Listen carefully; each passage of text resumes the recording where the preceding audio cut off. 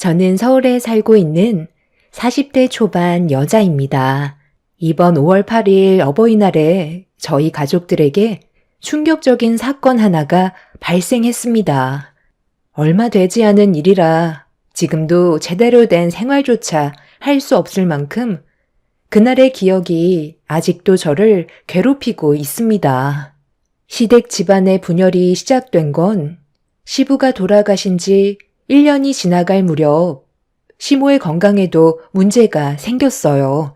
오랜 시간 함께 해왔던 배우자가 세상을 떠나서 그런지 시모는 우울증이 왔고 병원에서 여러 가지 검사를 받으며 최대한 좋아질 수 있는 방법을 찾아봤지만 시모의 건강은 날이 가면 갈수록 점점 쇠약해지셨어요. 시부가 항상 시모 곁에 있으셨을 때는 언제나 밝은 모습이셨는데 사랑하는 사람이 곁에 없어서 그런 건지 시모도 그 뒤를 따라가려 하시는 것 같아 가족들의 걱정이 말이 아니었어요.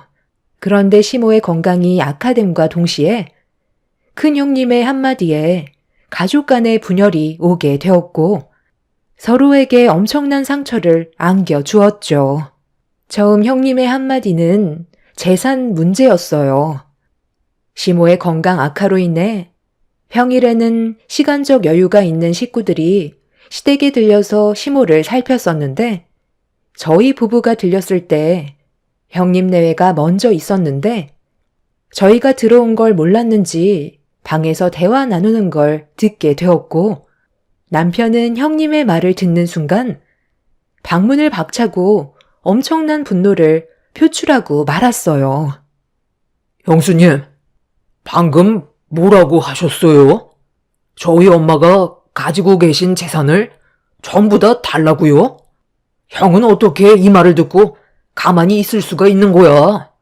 엄마가 아무리 건강이 약해지셨다 해도 앞에서 대놓고 그런 말을 하는 건 문제가 있는 거 아니야? 형수님, 당장 저희 엄마한테 사과드리세요. 당장 용서를 구하시라고요. 어머, 내가 왜 그래야 하는데요? 재산 얘기는 충분히 할 수 있는 거예요. 저는 어머님이 세상을 떠나시면 형제들끼리 나눠주지 말고 저희한테만 달라고 했던 건데 그 말이 뭐가 문제라는 거죠? 아버님도 떠나셨는데 어머님도 언제 떠나게 되실지 그건 아무도 모르는 거잖아요. 그래서 최대한 좋게 설명드리고 있는 건데 갑자기 와서 앞뒤 상황 파악 먼저 하지 않고 무조건 화부터 내면 어떡해요? 우리가 어머님 하루라도 빨리 세상 떠나게 해달라고 간절히 바라고 있는 사람처럼 얘기해서 오히려 내가 더 기분이 나쁜데요? 지금까지 이 사람이 이 집안의 장남으로서 그동안 하늘 일이 많으니까 타당하게 요구한 것밖에 없다고요. 내가 봐도 전웅이 네가 말이 좀 심했던 건 맞는 것 같다. 오히려 네가 너희 형수한테 함부로 말한 거에 대해 먼저 사과를 해야 될 것 같은데? 아주버님도 시모의 재산에는 욕심을 가지고 있었는지 형님의 편을 들어주고 있었습니다. 남편과 형님 내외의 목소리는 점점 높아졌고 그 사이 동서내외까지 시댁에 도착했어요. 그런데 저희 부부와 형님네가 싸우고 있자 동서내외는 당황했는지 저에게 설명을 부탁했고 시모가 세상을 떠나지 않았는데도 형님이 시모의 모든 재산을 다 가져가겠다는 말을 입 밖으로 꺼내서 분위기가 심각하게 이어졌다고 설명을 해주는 순간 서방님이 얼굴을 붉히더니 저희 옆에 서서 편을 들어주었어요. 저희 부부와 동서내외가 형님 내외를 쪼우기 시작하자 이런 상황을 지켜보시던 시모가 화를 내셨습니다. 언제까지 내 앞에서 싸울 생각인 거냐? 이렇게 싸우는 모습을 볼 바엔 차라리 내 모든 재산을 기부하는 게 좋을 것 같다. 그리고 큰며느리 너는 올 때마다 재산 얘기 말곤 할 말이 없는 거니? 어떻게 된 게 하루도 안 빠지고 찾아와선 맨날 내 큰아들한테 재산을 전부 다 넘기라는 거야. 이 집안에서 제일 큰 손이 사람이면 나이값을 해야지. 너희들만 재산을 가져가면 마음이 편하겠어? 그리고 밑에 동생들도 당연히 가만히 안 있을 건 뻔한데 왜 이렇게 혼자서만 욕심을 부리는 거야? 우리 집안의 큰아들인 네가 그동안 한 게 뭐가 있니? 맨날 부모 돈만 빼먹을 생각만 하지. 나한테 해준 게 뭐야? 장남 노릇이나 제대로 하고 손을 벌려야지. 꼴 보기 싫으니까 내 눈앞에서 당장 사라져라. 내가 너희들 때문이라도 절대 먼저 눈 감을 일은 없을 테니까 내 재산은 포기하는 게 좋을 거다. 시모는 그동안 많이 참고 계셨는지 형제들끼리 싸우기 시작하자 더 이상 분노를 억누르지 못하셨어요. 이때부터 가족들과의 균열이 심하게 일어나게 되었고 서로에게 엄청난 상처를 주고 말았죠. 이 문제를 해결할 수 있는 건 형님네가 모든 잘못을 인정하고 상황을 바로잡으면 되는 건데 오히려 더 강하게 나오고 있었어요. 어차피 시모가 세상을 떠나면 자신들의 몫이 제일 큰 거라며 모든 걸 알아서 처리할 거라면서 불안감을 조성했죠. 아무리 돈이 좋다곤 하지만 가족들끼리 얼굴 붉히면서 등을 돌리는 상황이 왔는데도 형님네에 한 번 시작된 욕심은 멈추지 않았습니다. 그렇게 매일을 위태롭게 지내던 어느 날 동서한테 전화가 왔어요. 돌아오는 주말에 시댁에 갈 거냐고 물어보길래 집에 계신 시모랑 바람 쐬러 갈 것 같다고 얘기하자 동서는 같이 가면 안 되겠냐고 저에게 할 말이 있다 하길래 동서와도 약속을 잡게 되었죠. 그리고 주말에 아침 일찍 시모와 동서 내외를 데리고 서해 바다 쪽으로 가게 되었습니다. 간단하게 점심 식사를 한 뒤 해변가를 걸어 다니면서 시모의 기분을 풀어드리고 있었는데 제 뒤를 따라오던 동서가 할 말이 있다며 저를 끌어당겼어요. 형님, 제가 오늘 잠깐 얼굴 좀 보자고 했던 건 어머님이 가지고 계신 재산 문제 때문인데요. 큰형님이 아무래도 포기하지 않을 것 같아요. 형님은 워낙 바빠서 주말밖에 시간이 안 되잖아요. 저희 부부는 평일에 퇴근하고 시간을 내서 가끔 가는데 큰형님이 계속 끈질기게 와서는 말도 안 되는 걸로 시모에게 압박을 가하고 있어요. 형님은 이런 일에 대해 전혀 모르고 있는 것 같아 말해드리는 건데요. 며칠 전에도 어머님이 오지 말라고 했는데 무작정 찾아와서는 원하는 대로 해주지 않으면 세상 떠나는 날조차도 편하게 눈을 감지 못하게 만들 거라면서 어머님의 재산에 상당한 욕심을 보여주고 있었어요. 어머님이 지금 말도 안 하고 아무렇지 않은 척 하시는 건 형님이랑 아주버님이 이 문제로 스트레스를 받아 하실까봐 표현을 하지 않으시는 거지. 그동안 어머님을 계속 압박하면서 하루라도 빨리 세상 떠나게 하려고 작정하고 있다니까요. 어머님이 형님한테 말하지 말라고 하도 부탁을 하셔서 어쩔 수 없이 참고 있었는데요. 이러다 정말 우울증에 스트레스까지 겹쳐서 건강이 더 악화되실까봐 한바탕 난리가 나도 무조건 해결을 보는 게 좋을 것 같아 오늘 얼굴 보고 얘기하자고 했던 거예요. 동서의 말에 소름이 돋을 만큼 엄청난 충격을 받았었고 이 사실을 전혀 모르고 있는 남편이 알게 된다면 걷잡을 수 없을 정도로 문제가 심각해질 것 같아 저 또한 고민을 안 할 수가 없었어요. 세 형제들 중에 남편 성격이 제일 조용한 편인데 한 번 이성을 잃어버리면 물불 가리지 않는 성격이라 큰 형님이 시모에게 그런 말을 했다는 걸 알게 되는 순간 누구 하나 세상을 떠나야 끝날 것 같아 저 또한 조심스러울 수밖에 없었습니다. 서로 얼굴을 붉히지 않고 해결할 수 있는 제일 좋은 방법을 찾기 위해 고민을 하다가 떠오른 건 시모를 저희 집으로 모시는 거였어요. 일이 많이 바빠서 하루 종일 시모와 함께 할 수 있는 시간을 만들지는 못하지만 그래도 시댁에서 혼자 계시는 것보다 저희 집에 있으면 그나마 덜 스트레스를 받으실 것 같아 시모의 휠체어를 끌어들이고 있는 남편을 조심스럽게 불렀습니다. 형님의 문제에 대해서는 얘기하지 않고 시모를 저희 집에서 모시는 게 어떻겠냐고 물어봤어요. 남편은 제가 많이 힘들지도 모른다면서 걱정스러운 눈빛을 하고 있었지만 나만 괜찮으면 시모를 모셔도 되냐는 질문에 남편은 고개를 끄덕였고 저희는 그날 일정을 마치고 시댁에 들려 동서의 도움을 받아 최소한의 짐을 챙겨 저희 집으로 향했습니다. 시모는 괜찮다고 몇 번이나 말씀하셨지만 시부가 세상을 떠나시고 혼자 계시면서 쓸데없는 생각과 지독하게 괴롭히는 큰 형님에게서 벗어나는 게 오히려 건강에는 훨씬 좋을 것 같다고 판단하게 되었죠. 그렇게 시모는 저희 집에서 갑작스럽게 생활하게 되셨지만 남편이 항상 걱정했던 부분이 해결이 돼서 그런지 얼굴이 한결 편안해 보였고 집 나르는데 고생한 동서네와 함께 저녁에는 외식을 하게 되었습니다.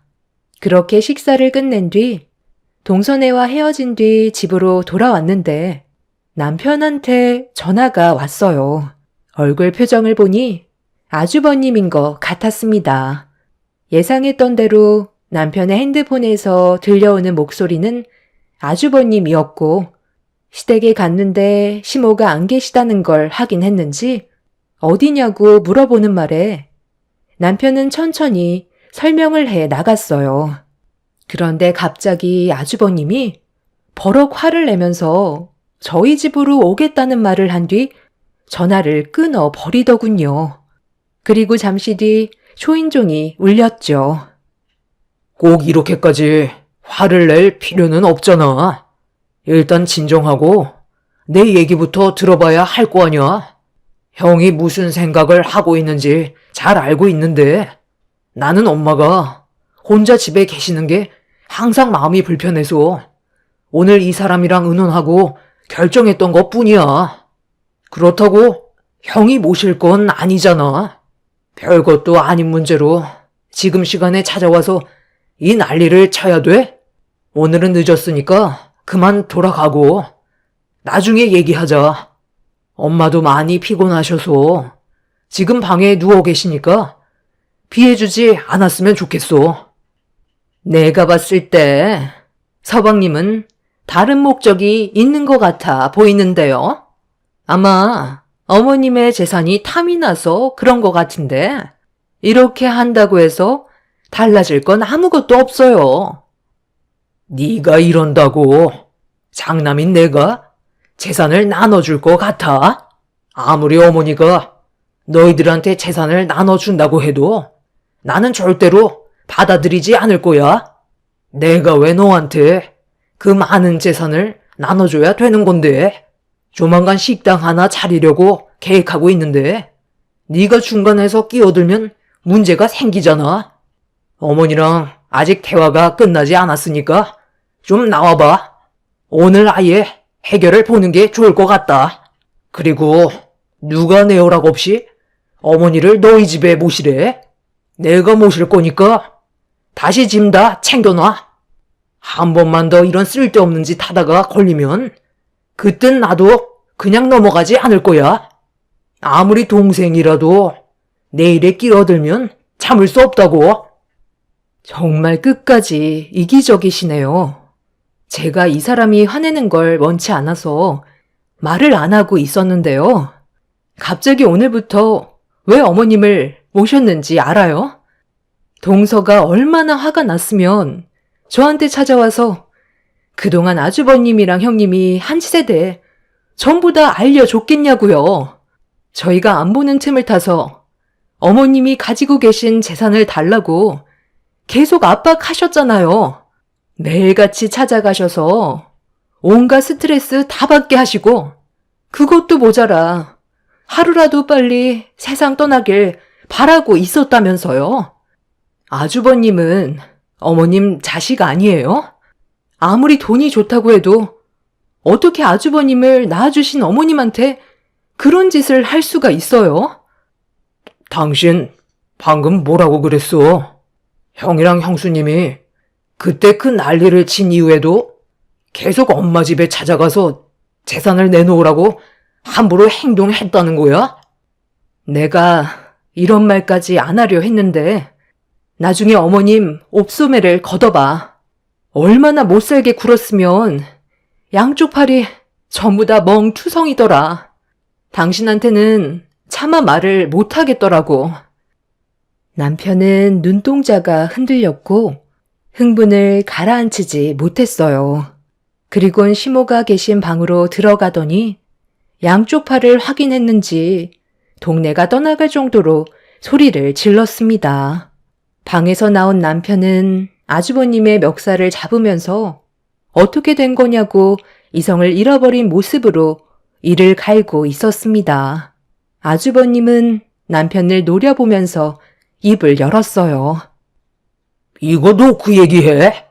내 통장으로 가지고 계신 돈을 좀 옮겨달라고 부탁을 했는데 좀처럼 움직이지 않으시길래 잡아 끌어당겼는데 방에서 절대 나가지 않으시려고 하길래 한바탕 실랑이를 벌이다가 막내 동생이 들어오는 바람에 다음을 기약하고 있었는데 이걸 벌써 일러 바친 거냐?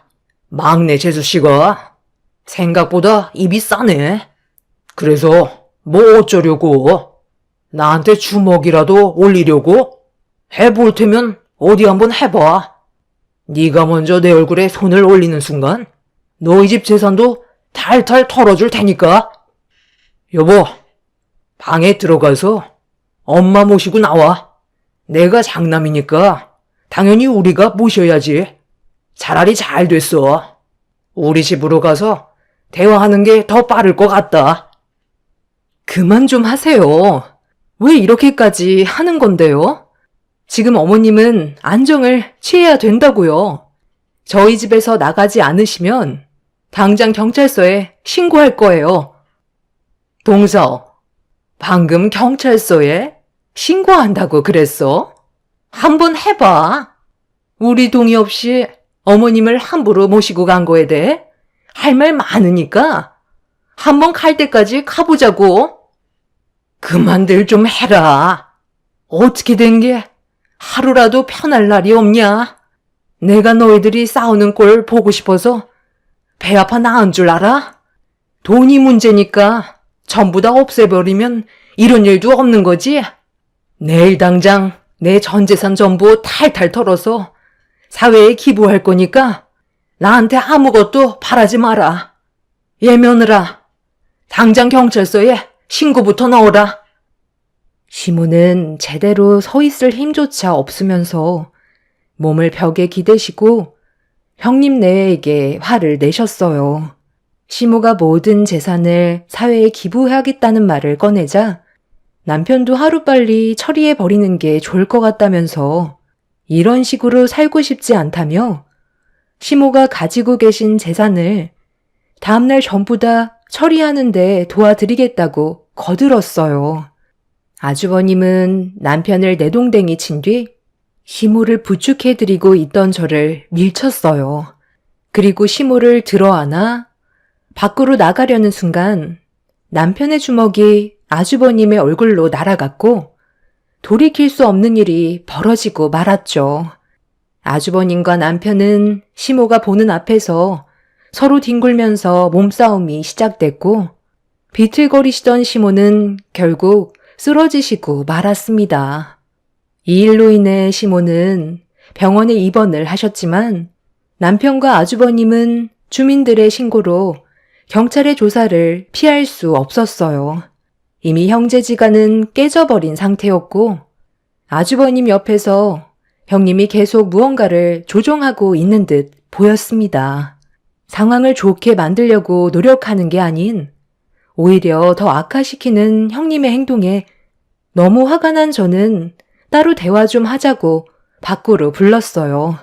형님은 조금도 죄책감 같은 건 없는지 되려 저에게 거침없이 막말을 꺼내더군요. 형님 때문에 지금 집안에 어떤 일이 벌어졌는지 두 눈으로 봤으면서 아무렇지도 않아요? 어머님이 가지고 계신 재산이 형님 것도 아닌데 왜 일을 이렇게까지 만드는 건데요?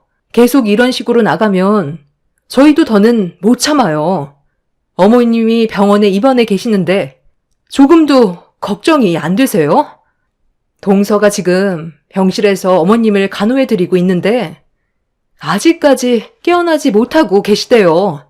이러다가 정말 세상 떠나시기라도 하면 그 감당 어떻게 하시려고요? 갈 사람은 원래 때 되면 다 떠나게 되어 있어. 그리고 이게 왜 내 잘못이야? 어머님이 늙어서 자연스럽게 병들어 가시는 건데 하루라도 빨리 떠나셔야 이 지긋지긋한 일도 해결이 되지. 어차피 어머님 세상 떠나면 동서랑 볼 필요도 없어. 인연 끊을 건데 잘해줄 필요도 없는 거고 우리는 돈만 챙기면 되는 거거든. 오늘 이 시간 이후로 저는 어머님 옆을 지켜드릴 거고요. 절대로 형님이랑 아주버님이 접근하지 못하게 제가 옆에 찰싹 붙어 있을 거니까 형님 내가 원하는 대로 되진 않을 거예요. 형님은 제 말에 조금도 흔들리지 않았어요. 어차피 시간이 모든 걸 해결해 준다면서 시모가 세상을 떠나시면 그때 장남인 아주버님이 시모의 모든 재산을 가지고 갈 거라며 막무가내로 밀어붙이고 있었어요.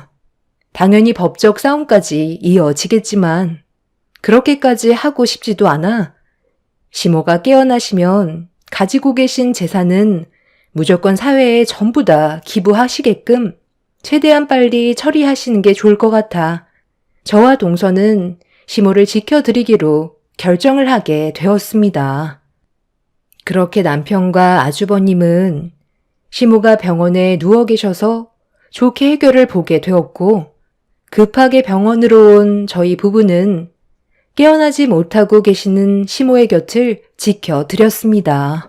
남편은 일어나지 못하시는 시모를 보고 오열을 하면서 형님 내외를 절대로 용서하지 않겠다고 분노를 표출하고 있었습니다. 한바탕 난리가 난 이후 한동안 형님 내외는 모습을 드러내지 않았어요. 그리고 그 기간이 길어질수록 불안한 마음은 점점 더 커지고 있었죠. 시모는 다행히도 어느 정도 기력을 회복하셨는지 정신을 차리실 수 있으셨는데 남편과 아주버님이 싸웠던 그날 이후 건강은 더욱더 안 좋아지셨습니다. 병원에서는 집에서 안정을 취해도 된다며 퇴원을 권했고 그렇게 저희 집으로 다시 모실 수 있었어요. 시모는 집에 도착하시자마자 저희 부부와 동서내외를 한자리에 모으셨습니다. 재산 문제 때문에 너희들이 서로 헐뜯고 인연을 끊게 되는 건 정말 원하지 않았는데 일이 이렇게 진행이 되니 어쩔 수 없을 것 같다. 내가 가지고 있는 재산을 일부를 제외하고 사회에 기부할 생각이다. 마지막으로 너희들 생각을 들어보고 싶다. 내가 큰아들 몰래 너희들한테만 재산의 일부를 나눠줬다가 이 사실을 알게 돼서 나중에 더 큰 피해가 오게 될지도 모르니까 차라리 너희 삼형제에게 똑같이 일부를 나눠주고 나머지 재산을 기부하는 걸로 결정했는데 어떻게 생각하니? 생전에 너희 아버지 뜻이기도 했고 너희들은 충분히 먹고 살 만큼 능력이 되잖아. 남편과 서방님의 의견은 나머지 재산을 사회에 기부하는 쪽으로 생각이 일치했어요. 차라리 그렇게 하는 게 속 편하게 살아갈 수 있을 것 같다는 남편의 말에 서방님도 동의했고, 시모는 남편과 서방님의 결정에 일정 재산을 사회에 기부하기로 결정을 하게 되었습니다. 그런데 돈 냄새 하나는 기가 막히게 맡는 형님이 시모가 태어난 사실을 알았는지 저한테 전화가 왔어요. 가족 모두가 들을 수 있게 스피커폰으로 형님과 대화를 나눴습니다. 형님은 통화가 연결되자마자 시모가 잘 퇴원을 하셨는지 물어보더니 조만간 집으로 식사 초대를 할 거라면서 그동안 너무 지나치게 행동한 것 같다며 최대한 좋게 풀고 싶다는 말을 꺼냈어요. 저는 식사 초대에 가지 않을 생각이라며 시모의 건강을 우선시해야 된다고, 더는 대화하고 싶지 않다고 전화를 끊으려는 순간 형님은 시모가 또다시 쓰러지는 모습 보고 싶지 않으면 좋게 풀려고 손을 내밀었을 때 잡는 게 좋을 거라는 한마디를 던지고 전화를 끊었습니다. 식사 초대 날짜는 어버이날이었고 아주버님이 모두를 한자리에 불러 대화하길 원하고 있었어요. 최대한 좋게 풀어갈 수 있는 방법을 찾겠다면서 그때 오지 않는다면 불이익이 더 클 거라는 말에 시모도 할 말이 있다면서 어버이날 때 형님 집에 가기로 결정을 하게 되었습니다. 가족 모두가 어버이날인데 그날만큼은 문제없이 지나가길 원했지만 말도 안 되는 일이 눈앞에 펼쳐졌고 저희는 형님 내외의 행동에 경악을 하고 말았습니다. 어버이날이 오고 가족 모두 불안한 마음을 가지고 형님 집에 들어갔는데 현관문을 열자마자 눈에 들어온 건 상다리 부러지게 차려져 있는 많은 음식들이었고 갑자기 바뀐 형님 내외 태도에 적응을 하지 못한 저희는 조심스럽게 식탁 앞에 둘러 앉았어요. 식사를 하는 동안 형님과 아주버님은 어떠한 문제도 일으키지 않고 있었어요. 음식이 입에 들어가니 어느 정도 긴장이 풀려가고 있는데 형님이 시모 옆에 앉더니 손수 만든 막걸리라며 시모에게 맛보시라고 따라드리고 있었습니다. 그걸 본 남편이 술은 안 된다면서 말리고 있었는데 아주버님이 어버이날이고 하니까 드리는 거라며 시모가 마시길 부추기고 있었어요.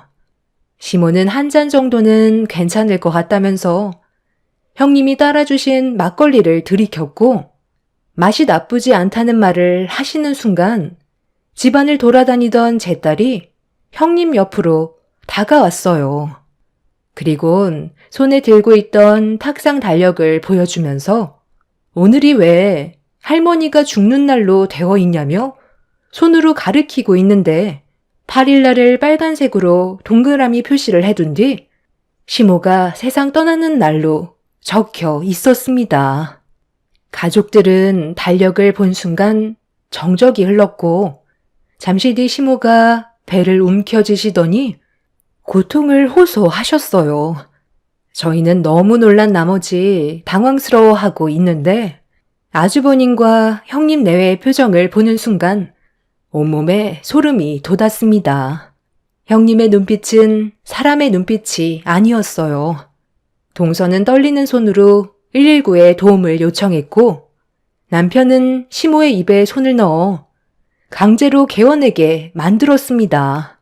서방님은 형님이 들고 있던 막걸리를 뺏어들어 냄새를 맡는 순간 인상이 찌푸려졌고 당장 경찰서에 신고하라며 아주버님이 막걸리를 뺏으려는 걸 온 힘을 다해 막고 있었습니다.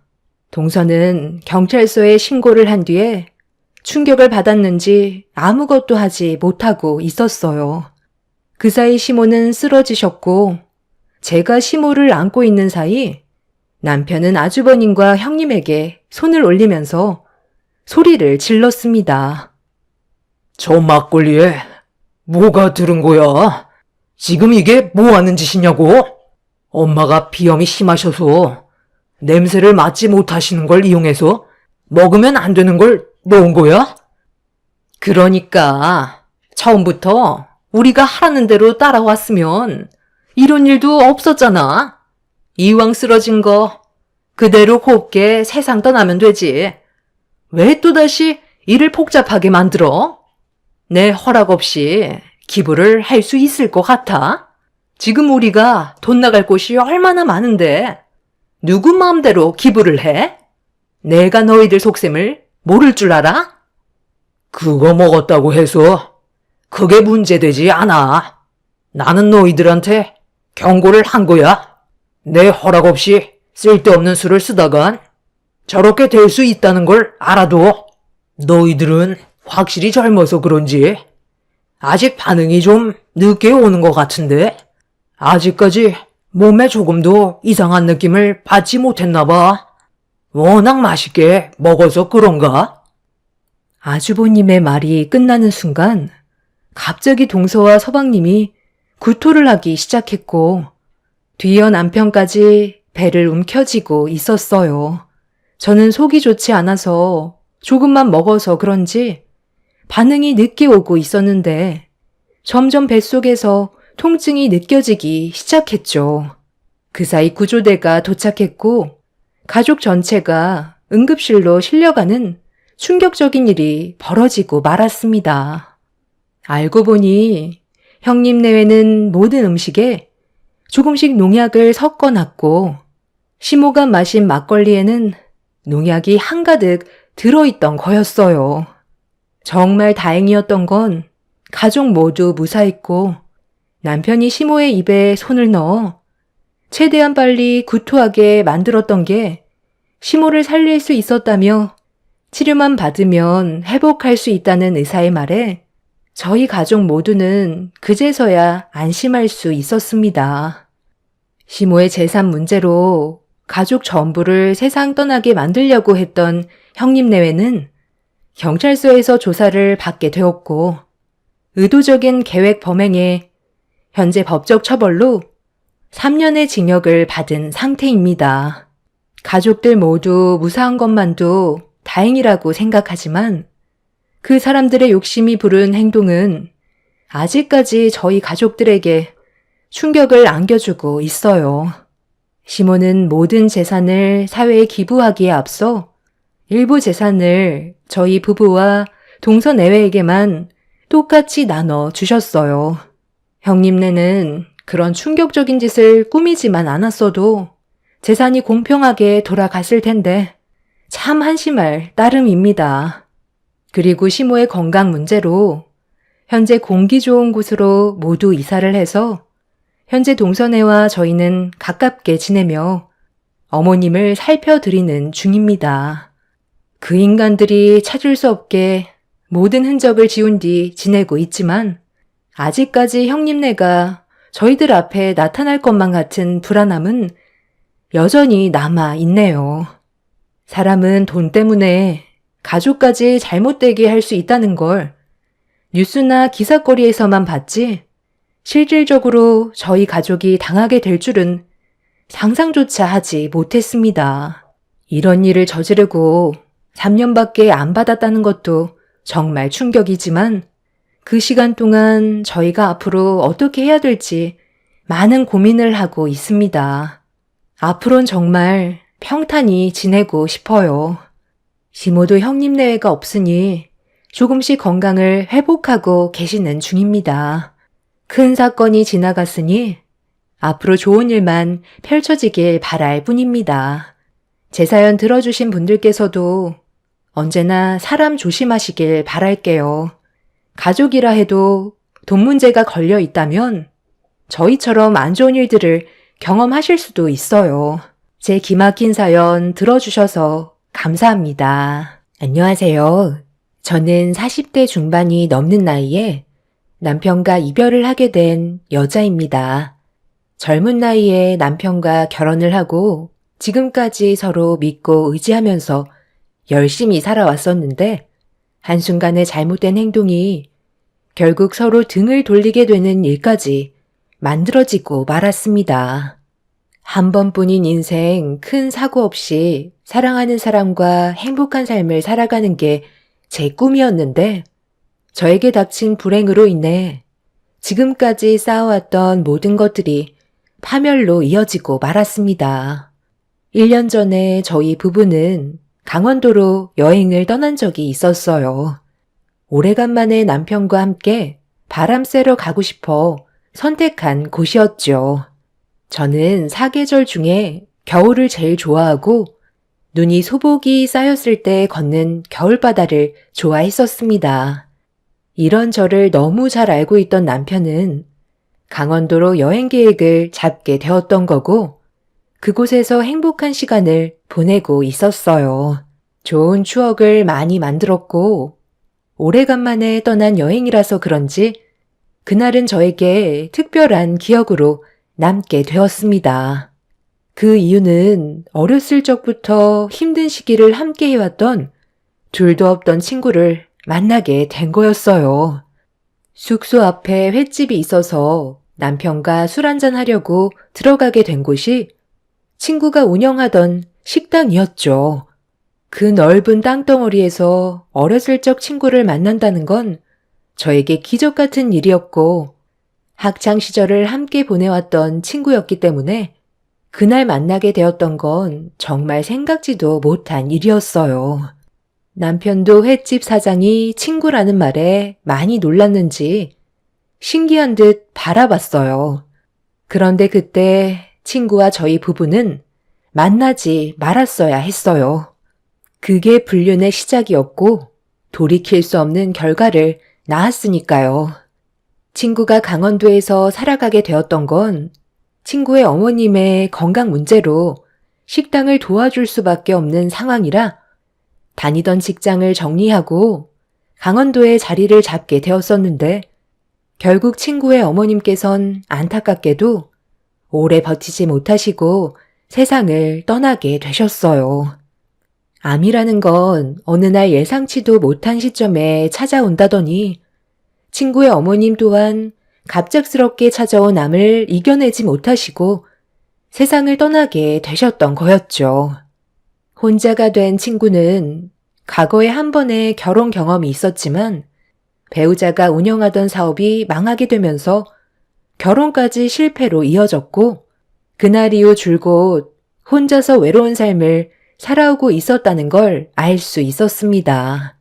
그렇게 식당을 운영하고 있었지만 점점 뜸해지는 손님들로 인해 계속되는 적자를 벗어날 수가 없어 정리를 하려고 계획 중이라는 말을 들을 수 있었어요. 지금까지 살아왔던 삶이 어땠는지 듣는데 힘들었을 친구를 생각하니 마음이 너무 안 좋았습니다. 정말 오래간만에 만나게 된 친구라 그날 시간 가는 줄 모르고 대화를 이어가다 보니 어느새 날까지 밝아오고 있었어요. 저희는 더 오랜 시간을 함께하고 싶었지만 1박 2일의 여행이었고 남편도 회사에 출근을 해야 돼서 저희 부부는 그날 바로 집으로 올 수밖에 없었습니다. 운전을 해야 돼서 술을 한 잔도 마시지 않았던 남편은 피곤한 몸을 이끌며 차를 운전했고 그렇게 한참을 달려 집에 도착한 저희 부부는 각자의 일정을 끝내기 위해 집을 나섰습니다. 남편은 부모님 밑에서 함께 회사를 경영하고 있어요. 부모님 회사는 크진 않지만 그래도 꽤 영향력이 있는 중소기업으로 오래 이끌어 왔었고 남편도 부모님 회사에 입사해 저와 결혼을 하게 되었던 거죠. 저도 처음에는 회사에 출퇴근했었지만 남편과 결혼을 하게 된 이후 미술이 전공이었던 저는 학원을 운영했었어요. 친구와 다시 만나게 된 이후부터 지쳐있던 제 삶에는 활력이 생기게 되었고 틈만 나면 친구와 연락을 하면서 다음 일정을 잡으려 했지만 저도 워낙 바쁜 삶을 살고 있던 터라 제가 직접 강원도로 갈 수 있는 여유가 생기지는 않았습니다. 이런 제 사정을 알게 된 친구는 며칠 뒤 생각지도 못하게 서울로 올라왔어요. 횟집 장사도 잘 안 되다 보니 장사를 접고 다른 사업을 해보려고 고민을 하고 있는 중이라면서 아이디어도 없고 머리도 식힐 겸 제 얼굴이 보고 싶어서 서울로 올라온 거라며 저를 놀래 주었습니다. 그렇게 저녁 식사를 하면서 이런저런 대화를 이어나가던 도중 친구가 만나고 있는 남자는 있는지 궁금해 물어보게 되었어요. 만나고 있는 남자가 있냐고? 내가 지금 나이가 몇인데. 당연히 만나고 있는 남자 있지. 왜 없겠어? 오늘도 서울에 온 건 너도 보려고 온 거지만 그 사람도 보고 싶어서 온 거거든. 워낙 바쁜 사람이라 내가 먼저 움직이지 않으면 자주 볼 수가 없어서 먼저 서울로 오게 되더라고. 벌써 그 사람이랑 만난 지도 2년이 넘어가고 있네. 그러는 너는 남편분이랑 부부 생활 잘 이어나가고 있는지 사이 좋아 보이더라. 강원도까지 여행 온 거 보면 정말 대단해. 애들도 고등학생이나 됐다면서? 우리도 그런 시절이 얼마 안 된 것 같은데 벌써 50을 바라보는 나이가 되어버린 거 보면 시간이 정말 빠른 것 같다. 그러게, 부족한 건 많았지만 그 시절이 좋았던 것도 많이 있었지. 그나저나 2년이나 연애를 하고 있으면 결혼도 생각해 봐야 하는 거 아니야? 결혼은 무슨? 내 나이가 몇인데 그냥 서로 좋은 감정으로 만나는 거지. 저번에도 말했잖아. 나 결혼 한번 실패했었다고. 그냥 자유롭게 만나고 싶어. 친구는 과거의 아픈 기억 때문인지 상당히 신중해 보였어요.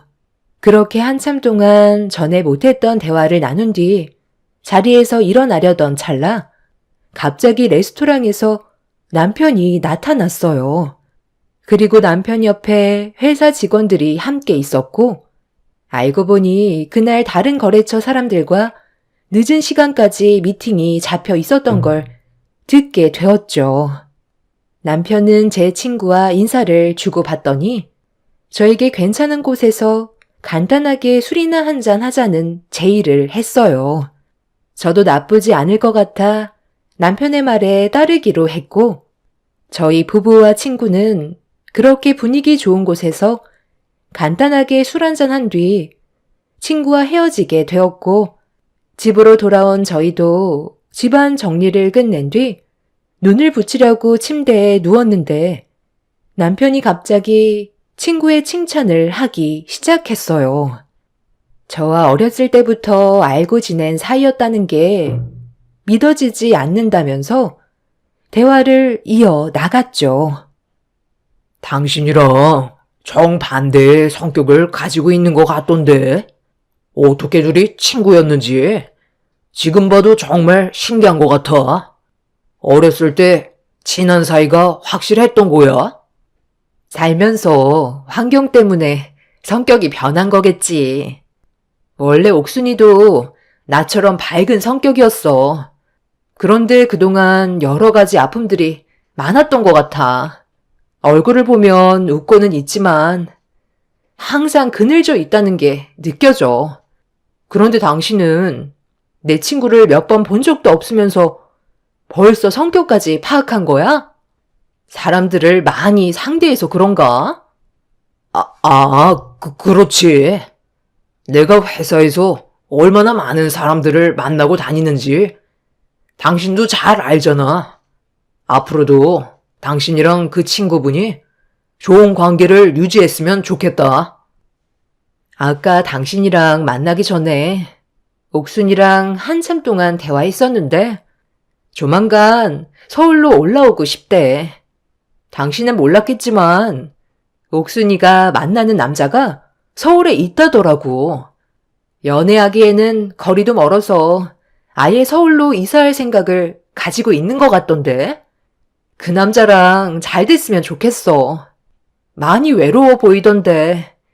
옥순이도 하루빨리 자리 잡아야지. 언제까지 연애만 할 수는 없잖아. 내가 당신한테는 말을 안 했지만 예전에 우리 부모님이 처음 시작했던 사업이 부도가 난 적이 있었거든.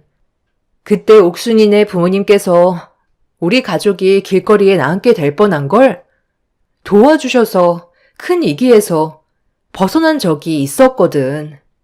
그때 없는 형편이셨는데도 나랑 옥순이가 친구라는 이유 하나로 위험을 감수하시고도 도와주셨어. 그래서 우리가 지금 이 자리까지 올 수 있었지. 그런데 어느 날 갑자기 연락도 없이 이사를 가셔서 아빠가 몇 번이나 찾으려 애쓰셨지만 결국 찾지 못하셨어. 그런데 이렇게 만나게 되니 내가 얼마나 반갑겠어. 요즘 회사가 많이 바쁘다면서. 그래서 조금 한가해지면 그때 부모님께 말씀드리려고 아직 친구에 대해 말씀드리지 않았어. 당신도 내가 다시 친구랑 만나게 된 거 보니까 기분이 많이 좋은가 봐. 술도 잘하지 않는 당신이 오늘따라 술 한잔 하자는 말까지 다 하고. 나 최근까지 학원 일이 잘 안 풀려서 되게 우울했던 거 알지? 그런데 지금은 하루하루가 행복해. 그래? 그거 잘 됐네. 앞으로 집에도 자주 초대하고 그래. 몇 번 안 봤지만 당신한테 도움이 많이 될 것 같은데. 나는 당신이 항상 웃으면서 생활했으면 좋겠어. 남편도 제 친구에 대해 좋게 봐주고 있다는 거에 기분이 좋았어요. 그래서 오래간만에 침대에 누워 남편과 한참 동안 대화를 주고 받았었죠. 친구를 만나게 된 이후부터 제 삶은 180도 달라지게 되었고, 저희 집에도 몇 번 찾아와서 가족들과 함께 식사를 하게 되면서 급격하게 사이가 가까워지고 있었습니다. 옥순아, 내가 며칠 전에 우리 부모님께 옥순이 너 얘기를 했었거든? 어떻게 만나게 되었고 지금 뭐하고 있는지 전부 다 설명드리니까 많이 놀라셨는지 내 말을 믿지를 못하시더라고. 우리 부모님께서 너희 부모님을 얼마나 찾았는지 알아? 어렸을 적에 힘들었던 우리를 도와주셨잖아. 너도 기억나지? 그래서 조만간 얼굴 좀 보자고 하시더라. 그리고 다음에는 너 혼자만 오지 말고 남자친구도 함께 데리고 와. 너랑 만나고 있는 분이 어떤 사람인지 정말 궁금하다. 그래? 벌써 말씀드렸어? 천천히 얘기해도 되는데. 괜히 나 때문에 부담 가지실까봐 걱정이다. 과거의 일을 아직까지 기억하고 계시는 거야? 나도 너한테 내 남자친구 소개해주고 싶은데 그 사람이 지금 회사 일이 많이 바빠서 좀처럼 시간이 나질 않네. 조만간 소개해줄 거니까 너무 급하게 생각하지 마. 이때까지만 해도 저는 너무 행복했었고 제 삶이 조금도 변할 거라곤 전혀 생각하지 못했는데 하나의 사건으로 급격한 변화가 찾아왔어요. 제 두 눈을 의심할 만큼 충격적인 장면이었고 하늘이 무너져 내리는 것만 같았습니다. 모든 일정을 끝낸 뒤 강원도로 다시 내려간 친구가 어느 날 늦은 저녁에 갑자기 전화가 왔어요. 운영하던 가게에 불이 나게 되었고 뒤늦게 소방차가 왔지만 상가 건물에 상당히 큰 피해를 입게 되었다는 말을 듣게 되었죠. 화재 보험에 가입이 되어 있어서 어느 정도 보상을 받을 수 있다는 말을 듣긴 했지만 여러 가지로 부딪히는 상황이 많았는지 저에게 도움을 요청했던 거였죠. 저는 서둘러 옷을 갈아입고 새벽에 외출 준비를 하는데 잠에서 깬 남편이 어디를 가냐고 물어보길래 친구 식당에 화재가 났다고 설명을 하면서 현관문을 나서고 있었습니다.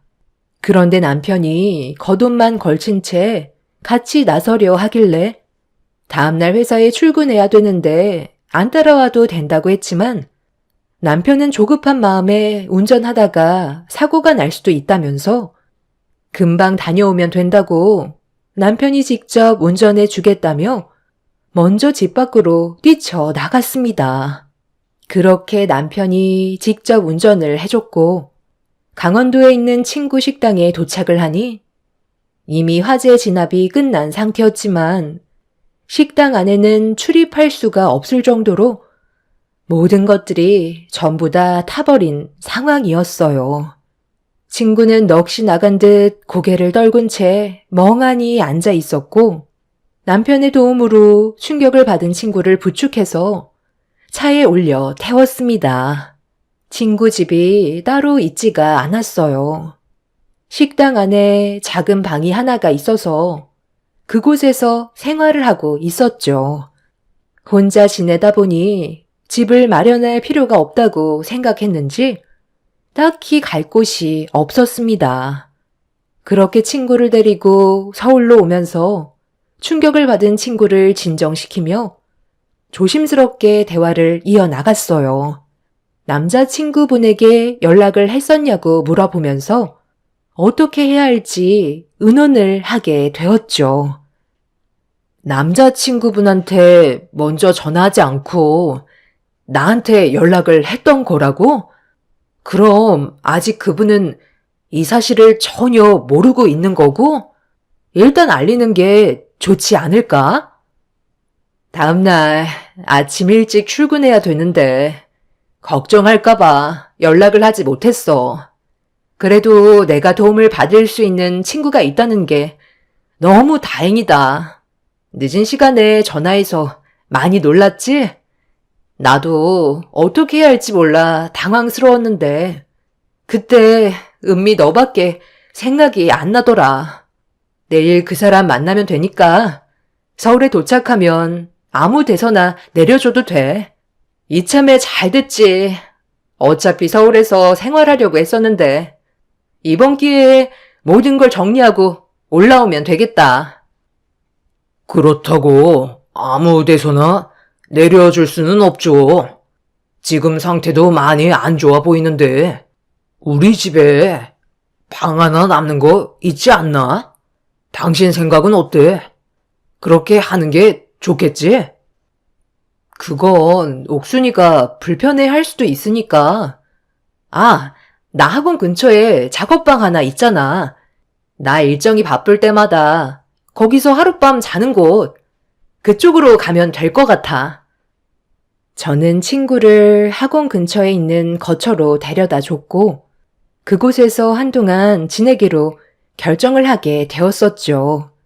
그렇게 며칠간 제 작업방에서 생활한 친구는 별일 없이 잘 지내고 있었어요. 그런데 어느 날 이른 아침에 친구와 아침밥을 먹으려고 건물 앞에서 기다리고 있었는데 경비원 분께서 저에게 아침 인사를 건네셨는데 전혀 예상하지 못한 말을 듣게 되었습니다. 최근에 저희 남편이 자주 찾아오는데 그런 모습을 보니 부부금실이 좋아 보인다는 말씀을 하시면서 자리로 돌아가셨습니다. 제 두 귀를 의심한 저는 경비 아저씨를 붙잡고 다시 되물었어요. 그러자 저를 보면서 매일 저녁 늦게 야식을 사가지고 오지 않냐며 이상한 눈빛으로 바라보셨고 괜히 쓸데없는 소문이 퍼지는 걸 원하지 않았던 저는 일단 대충 넘어간 뒤 경비 아저씨를 돌려 보냈어요. 머릿속이 복잡해지고 있던 사이 친구가 엘리베이터에서 나왔고 저를 보면서 밝게 웃어주는 모습에 괜한 의심을 한 것 같아 대수롭지 않게 넘어갔습니다. 남편과 친구가 선을 넘는 행동을 할 거라고 의심하고 싶지 않았어요. 남편도 같은 건물에 다른 지인이 있을지도 모른다는 생각을 하면서 최대한 좋게 넘어가려 했었지만 친구가 서울 생활을 하게 되면서 남편이 부쩍 야근이 많아졌다는 거에 저는 조금씩 불안해지기 시작했죠. 그날 아침에 친구와 함께 식사를 하면서 대화를 주고받는 도중에도 경비 아저씨가 저에게 했던 말들이 머릿속을 떠나지 않고 있었어요. 결국 그날 저녁 친구의 사생활을 보고 싶지 않아 CCTV를 확인하지 않았던 저는 어쩔 수 없이 작업방 실내에 있던 CCTV를 확인해 볼 수밖에 없었습니다. 예전에 현관문이 한번 고장 난 적이 있었는데 그때 도둑이 들어와 물건을 훔쳐갔던 안 좋은 기억 때문에 CCTV를 설치한 적이 있었는데 남편과 친구는 그런 사실을 모르고 있었죠. 그렇게 확인하고 싶지 않았던 CCTV에 녹화된 영상을 확인하는 순간 저는 잠시 뒤 입을 다물지 못했고 가슴이 철렁 내려앉고 말았습니다. 남편이 제 작업방에 들어가자마자 친구가 현관문 쪽으로 달려가더니 서로 포옹하고 깊은 접촉을 하면서 차마 두 눈 뜨고 볼 수 없는 행동까지 저지르고 말았습니다. 너무 놀란 저는 야근 때문에 남편이 그날도 늦은 시간에 들어온다는 말을 했었는데 저에게 거짓말을 했다는 사실이 밝혀지는 순간 녹화된 영상이 아닌 실시간으로 작업방 내부 곳곳을 확인할 수 있는 CCTV를 확인하게 되었고 저는 야근 때문에 늦는다는 남편이 친구 집에 있다는 걸 두 눈으로 보고 말았습니다. 그걸 본 순간 엄청난 배신감을 느끼게 된 저는 너무 큰 충격을 받았는지 화장실로 달려가 오바이트를 하고 말았어요. 실시간으로 확인되고 있던 영상 속에 남편과 친구는 하루 이틀 알고 지냈던 사이가 아니라는 걸 알 수 있었죠. 그때부터 머리가 터질 것처럼 복잡해졌고 정리가 되지 않았어요. 친구가 만나던 남자는 2년의 기간 동안 만남을 유지해 오고 있다고 했었는데 남편은 저와 강원도 여행을 갔던 날 처음 얼굴을 봤던 거라 상황 정리가 되지 않았습니다. 결국 친구나 남편 중 한 사람이 접근했다는 것밖에는 더 이상 아무것도 떠오르지 않았습니다.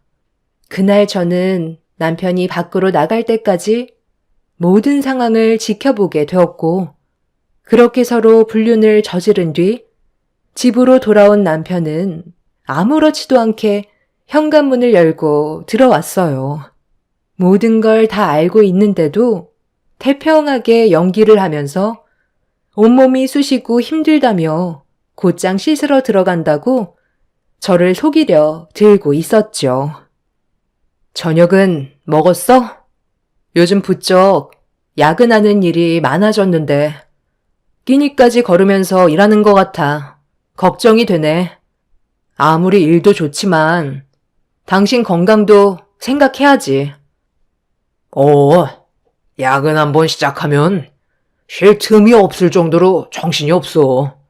최대한 빨리 바쁜 일 마무리하고 당신이랑 며칠간 여행이나 좀 떠날까 생각 중이야. 이번에는 당신 친구분도 같이 갈까? 강원도에서만 살았으면 제대로 된 여행 한번 가본 적 없을 거 아니야. 이번에 당신이랑 좋은 추억 만들면 좋지 않겠소? 당신을 위한 건 아니고 괜히 내 핑계 대면서 당신이 놀고 싶어서 그런 거 아니냐고. 뭘 그렇게 놀라고 그래? 나는 그냥 당신이 일도 바빠서 힘들 텐데 괜히 나랑 옥순이 생각해서 무리할까 봐 그렇게까지 안 해도 된다는 뜻이었어. 피곤할 텐데 얼른 들어가 씻어. 당신 온 거 확인했으니까 나도 이제 그만 들어가 자야겠다. 남편은 제가 돌발적으로 꺼낸 말에 상당히 예민하게 반응하고 있었어요. 하지만 제가 눈치챘다는 걸 전혀 모르고 있는 듯 보였습니다. 남편은 밥 먹듯이 제 친구와 불륜을 저질렀고 점점 더 거침없이 대범해지는 행동들이 더는 견디지 못하게 만들었어요. 제가 매일같이 확인하고 있다는 걸 두 사람은 전혀 알아채지 못한 채 장소를 가리지 않고 시도 때도 없이 불륜을 즐기고 있었습니다.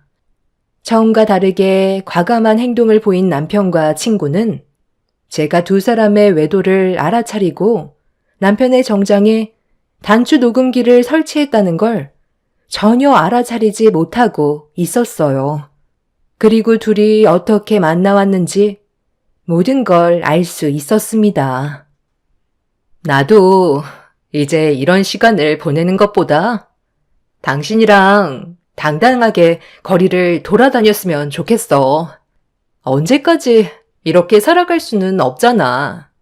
2년 동안 기다렸으면 정말 많이 참은 거 아니야? 내가 그때 얼마나 놀랬는지 당신도 잘 알고 있지? 그동안 우리 둘이 만나면서 나는 당신의 배우자를 단 한 번도 궁금해하지 않았잖아.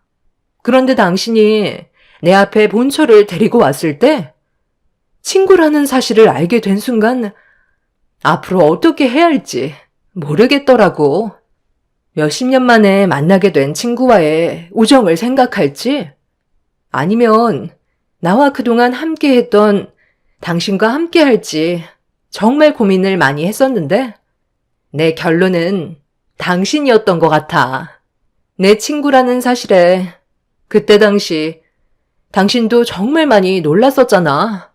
처음에는 들키지 않으려고 조심했었지만 오히려 그런 소심한 행동들이 더 의심을 사게 될까봐 과감하게 움직였었는데 그게 잘한 선택이었던 것 같아. 이제 우리는 돌이킬 수 없는 사이라는 거 당신도 잘 알지? 나는 이제 당신 없이는 못 살아. 하루라도 못 보면 죽을 것 같다고. 아무리 그래도 저번처럼 식당에 불을 지르는 행동은 두 번 다시 하지 않았으면 좋겠어.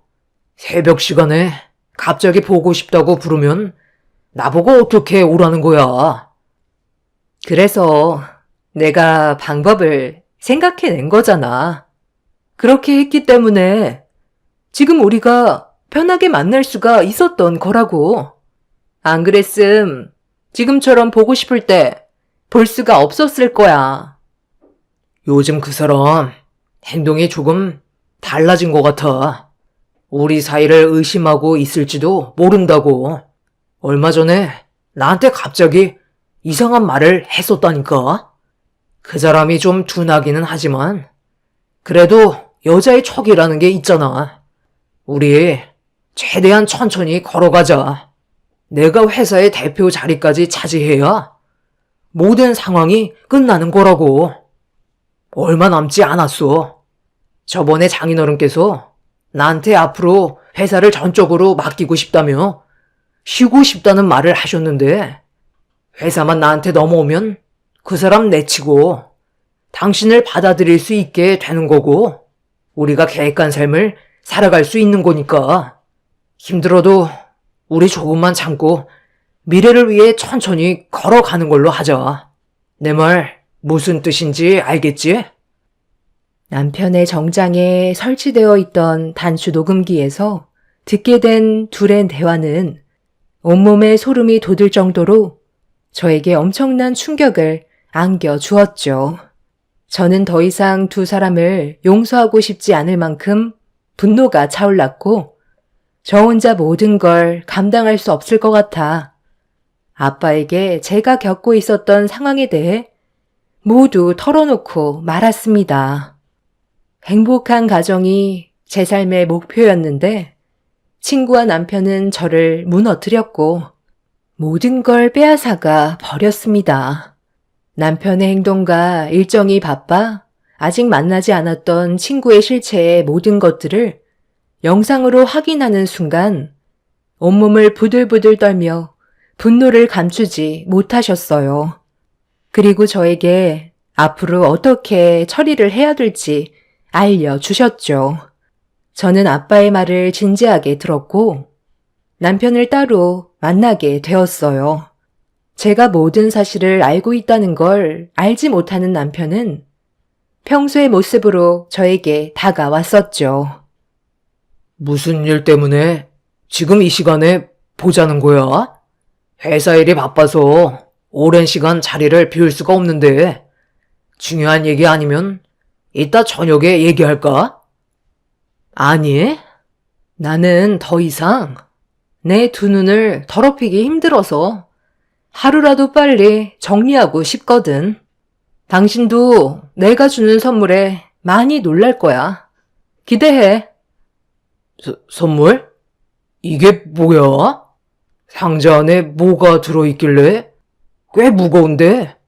그럼 선물이 뭔지 한번 열어볼까? 이건 탭이잖아. 당신 오늘 날 많이 놀래켜주는데? 나는 탭이 필요가 없는데 이걸 왜 선물로 주는 거야? 서류봉투도 하나 들어있네? 안에 들어있는 내용물이 뭔지 한번 확인해 볼까? 기대해도 되는 거지? 남편은 봉투 안에 들어있던 내용물을 확인하는 순간 웃고 있던 얼굴은 순식간에 굳어졌고 아무 말 없이 저를 쳐다보길래 손으로 탭을 가리키며 확인해 보라고 했어요. 남편은 떨리는 손으로 탭을 켜서 확인을 하게 되었고 눈동자는 심하게 흔들리기 시작했죠. 저와 탭에 담겨있던 영상을 번갈아 가며 확인하더니 떨리는 목소리로 말을 이어나갔습니다. 변명을 할 줄 알았는데 제가 생각했던 것보다 남편의 본성은 더럽고 추악했어요. 저에게 용서를 구하기는커녕 분위기를 이끌어 나갔습니다. 내가 계획했던 것보다 당신이 너무 빨리 알아차려서 좀 당황스럽긴 했지만 그렇다고 바뀌는 건 아무것도 없어. 그래서 이혼이라도 하게? 그럼 애들은 당신이 나랑 이혼하는 순간 모든 것들이 무너지게 된다는 거 몰라? 애들한테 상처 주고 집안 망신시키고 싶으면 원하는 대로 한번 해봐. 나한테 당장 무릎을 꿇어도 시원찮을 판에 지금 뭐라고? 가진 거 하나 없는 빈 껍데기인 당신을 이 자리까지 올려놓은 게 누군데? 어떻게 이럴 수 있어? 왜 바람이겠어? 그냥 스쳐 지나가기 때문에 바람이라는 거야. 내가 옥순이 때문에 그동안 힘들게 일궈온 내 가정을 무너뜨릴 것 같아? 내 뒤 쫓아다닐 시간에 애들이나 좀 챙겨.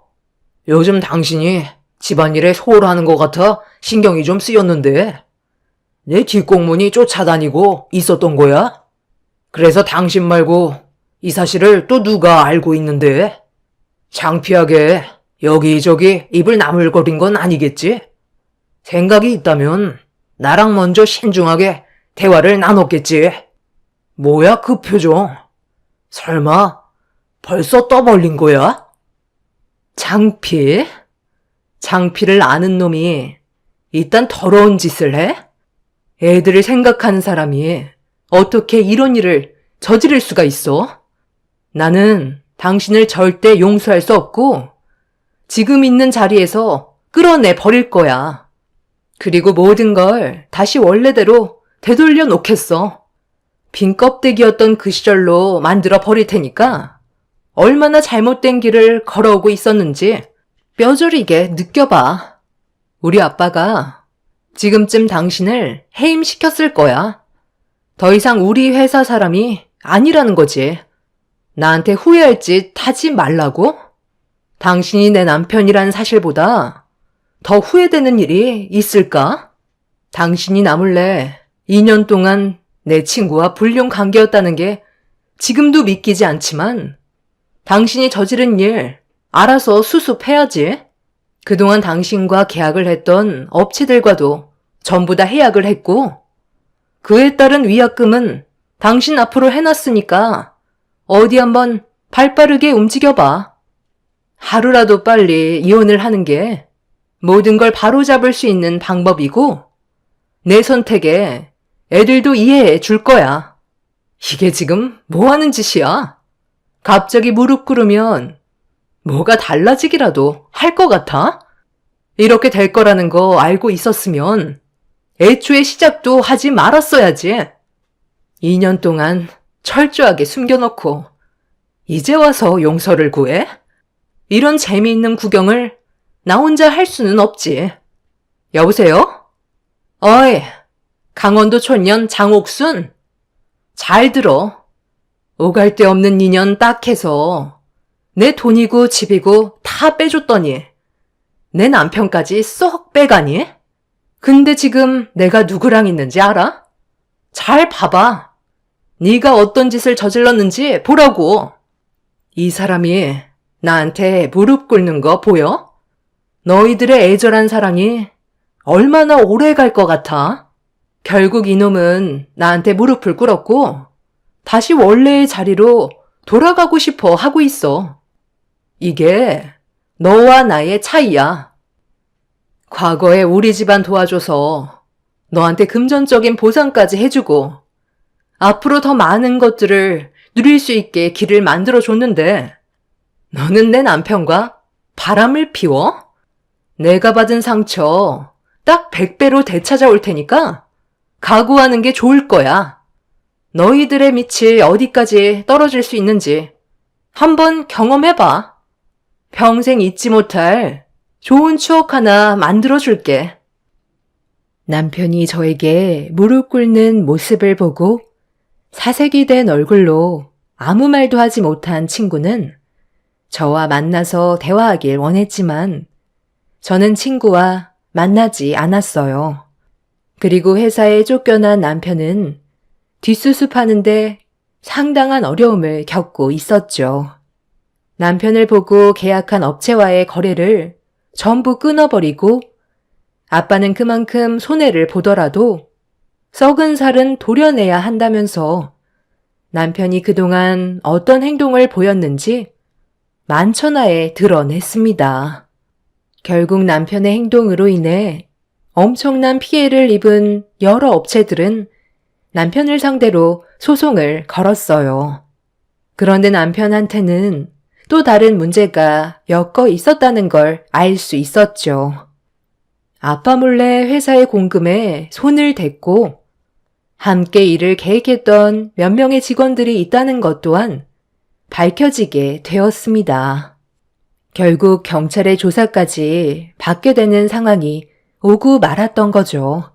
남편은 그동안 회사에 충견 노릇 할 만큼 했다고 생각한다며 그에 따른 보상을 받은 것뿐이라고 잡아댔지만 그 말은 결국 자신의 잘못을 인정하게 되는 길이었죠. 본인 입으로 파멸의 길을 걸어가게 되었고 회사 자금이 흘러간 곳을 추적하니 충격적이게도 2년 동안 남편은 제 친구에게 전부 넘겨주고 있던 거였죠. 둘은 미래를 계획하기 위한 준비 작업을 하고 있던 거였습니다. 결국 친구 또한 법적 처벌을 면할 수 없었고 남편과 친구는 4년의 징역을 선고받게 되었습니다.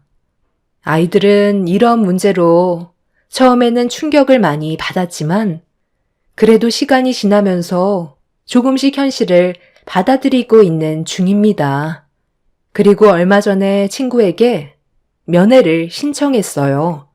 왜 멈추지 않았는지 이유를 듣고 싶었죠. 그런데 친구는 어렸을 때 제가 알던 모습은 전혀 없었습니다.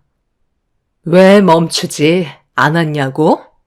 나도 그 사람과 미래를 약속했었으니까. 그 사람이 너를 데리고 식당에 들어왔을 때 정말 놀랐었어.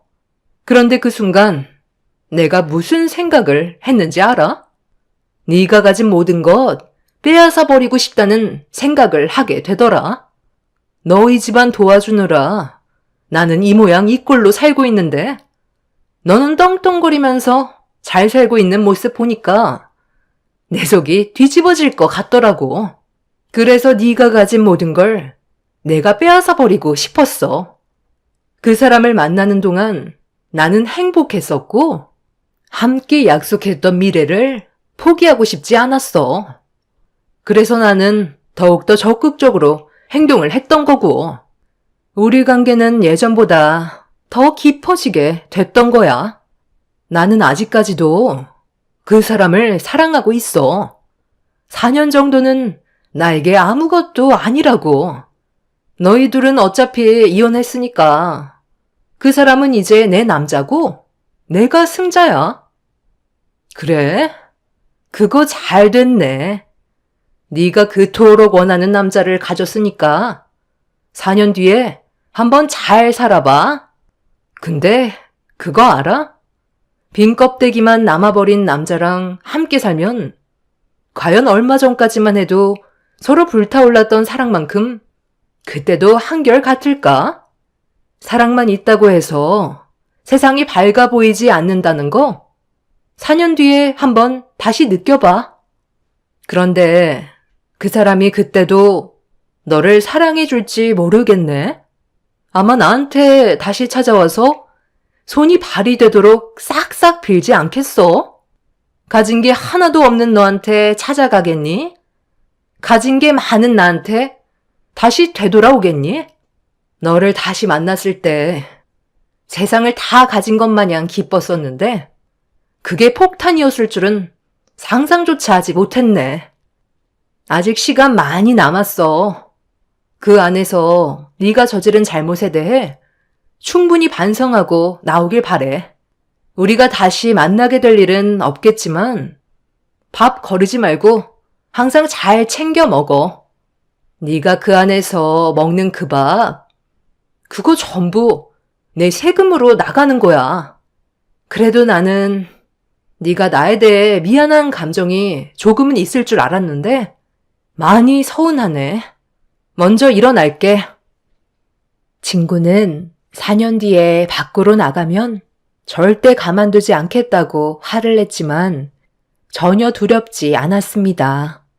이미 저는 많은 걸 잃었기 때문에 또다시 저에게 접근한다면 그땐 가볍게 넘어가지 않을 거고 친구에게 더 큰 아픔을 주게 되겠죠.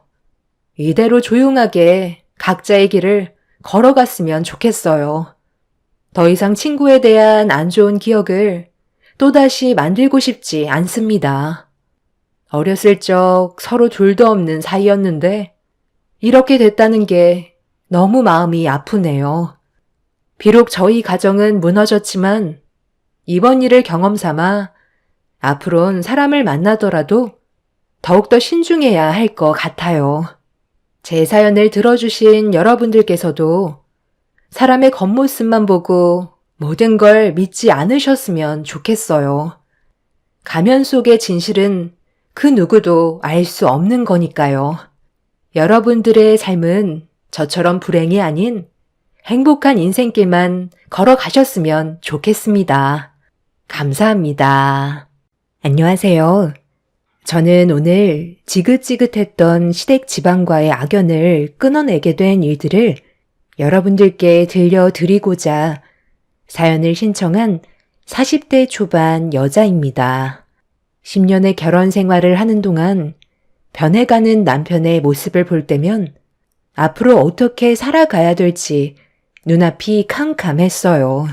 그래서 시부모님께서도 제가 가지고 있던 고민들에 대해 털어놨었지만 남편은 조금도 달라지지 않았습니다. 남편이 저를 사랑해서 결혼한 거라면 분명 다시 예전처럼 좋은 모습만 보여주던 그때로 돌아와 주길 바랐었어요. 하지만 저 혼자 열심히 노력한다고 상대방이 바뀌는 건 아니더라고요. 오히려 더 막 나가려는 반대되는 행동에 점점 지쳐만 가고 있었죠. 저는 그저 8살밖에 되지 않은 이쁜 딸과 함께 행복한 가정을 이끌어가는 것 말곤 바라는 건 전혀 없었는데 그런 제 마음을 몰라주는 남편의 모습들이 너무 실망스러웠고 더 이상 함께하고 싶은 마음도 사라져 버렸었죠. 그래서 결국 이혼을 통보했고 각자 갈 길을 원했는데 남편은 제 입에서 이혼 얘기가 나오니 그건 또 싫은지 이런저런 핑계를 대면서 저와 이혼하는 걸 꺼려하고 있었어요. 아이 핑계로 제 발목을 잡으려 하길래 강하게 나가지 않으면 평생 후회할 것 같아 10년의 악연을 끊어내려 확실하게 못을 박았습니다. 제 선택이 아이의 미래를 보장해 줄 수 있을 것 같았어요. 슬픔은 잠시지만 이혼을 하지 못하고 끌려간다면 아이의 인생도 불행이기 때문에 더는 남편을 받아줄 수가 없었죠. 그리고 제가 남편과 이혼을 하려고 준비를 하기 시작하자 자연스럽게 시부모님의 귀에도 들어가게 되었고 시모의 부름에 결국 시댁으로 갈 수밖에 없었습니다. 하지만 한 번은 겪어야 될 일이라 생각하고 그동안 제가 겪었던 아픔들을 전부 말씀드렸어요. 네가 내 아들과 이혼한다고? 달라질 게 뭐가 있는데? 너희들이 함께한 세월이 10년인데 그걸 깨고 등 돌리면 앞으로의 삶이 좋아질 것 같아? 좋던 싫던 함께하기로 했으면 끝까지 가는 거지. 감히 이혼하겠다는 말을 셰미 앞에서 입을 놀려? 분명 안 된다고 했는데 끝까지 가겠다는 거니? 어머님 아들이라고 끝까지 두둔하시는데요. 언제까지 이 사람 편만 들 건데요? 어떻게 보면 어머님이 이런 상황을 전부 다 만든 거 아니에요? 제가 몇 번이나 이 사람한테 문제가 있다고 하소연을 했었는데요. 그런데 제 말은 조금도 들으려 하지 않고 지금까지 계속 이 사람 편만 들었잖아요. 저도 이제 지쳐서 견디지 못하겠어요. 저처럼 참고 사는 여자도 없을 거예요. 몇 번이나 부탁을 했었는데 달라지는 건 조금도 없었다고요. 어머님이 중간에서 이 사람을 제대로 잡아주셨다면 이렇게까지 되지는 않았겠죠. 매번 새로운 모습으로 저에게 충격을 주고 있는데 다음에는 또 무슨 일을 터뜨릴지 몰라 이제는 너무 두렵다고요. 절대 노름에는 손대지 않기로 약속까지 했었고 각서에다 녹음까지 받아놨었어요. 그런데도 달라진 게 있었나요? 전혀 없잖아요. 처음에는 어느 정도 자제하는 것 같더니 시간이 지날수록 더욱더 심해지고 있잖아요. 사람이니까 실수할 수 있어요. 그래서 저는 충분히 기회를 줬고 이 사람이 달라지는 모습을 보여주길 간절히 바랬는데 이번 일은 너무 심했잖아요. 그동안 제가 정말 아껴서 힘들게 저축해 놓은 자금을 저 몰래 빼간 거 아시면서 지금 그런 말이 나와요? 그 돈이 어떤 돈이었는데요? 아파트로 이사 가려고 힘들게 모아둔 자금이었다고요. 더는 이 사람과 함께 사는 거 미련 없어요. 나는 우리의 삶이 조금 더 윤택해지고 당신이랑 행복하게 살고 싶어서 그랬던 것 뿐이야. 내가 생각했던 계획은 그게 한탕해서 2배로 불려서 통장에 넣어주고 싶었는데 마음처럼 되질 않더라고. 자금이 조금만 더 있었다면 분명 큰 돈을 만질 수 있었다니까. 이번이 마지막이었어. 정말 아예 끊었다고. 그래, 병수가 이제 끊었다잖아. 돈이야 또 열심히 일해서 벌면 되는 거고 사람이 살다 보면 이런저런 일도 다 겪는 거다. 이혼은 없던 일로 하고 앞으로 다시 시작하는 게 어떻겠니? 내 아들이 원래 뭐 하나에 푹 빠지면 헤어나오질 못하는 성격이라서 그래. 네가 좀 이해해줘라. 애도 생각해야지. 제 딸을 생각해서 이혼하려는 거예요. 이 사람 보고 뭘 배우겠어요? 그리고 뭔가 착각하시는 것 같은데요. 이 사람이 끊었다고요? 이거 보세요. 최근까지 대출받은 거 보시라고요. 주변 사람들이 뭐라는 줄 아세요? 처음에는 수중에 있는 돈으로 시작했다가 그 돈이 바닥이 나면 대출을 받고 그래도 안 되면 집문서 팔고 그것도 안 되면 나중엔 마누라 자식까지 판다고 그랬어요. 대출까지 받았으니 나중엔 집 팔고 저와 딸까지 전부 팔아 넘기겠네요. 저는 시부모님 앞에다 남편이 대출한 내역을 보여주자 더는 할 말이 없었는지 입을 굳게 닫으셨고 저는 테이블 위에 이혼 서류를 올려 놓았습니다. 남편은 열심히 돈을 벌어서 다시 시작하면 된다고 했지만 저는 그 말을 더는 믿지 않았어요. 10년을 속았고 조금도 달라지는 모습을 본 적이 없었기 때문에 남편이 바뀌지 않을 거라는 걸 확신했었어요. 그렇게 집으로 들어오게 된 저는 친정으로 가기 위해 짐을 챙기고 있었는데 남편이 문을 박차며 들어와 제 얼굴에 이혼 서류를 던졌습니다.